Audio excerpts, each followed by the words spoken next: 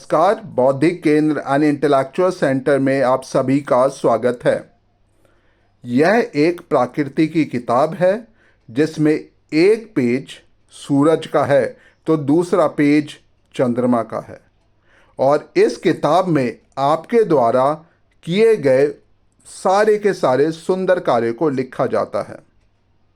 और यह एक प्राकृतिक है, और वो प्राकृतिक आपके द्वारा किए गए सुंदर कार्य की जो संगीत है, उस संगीत को हमेशा दिन रात गाता रहता है और इन हवाओं के माध्यम से सभी प्राणियों के बीच वो पहुंचाता रहता है।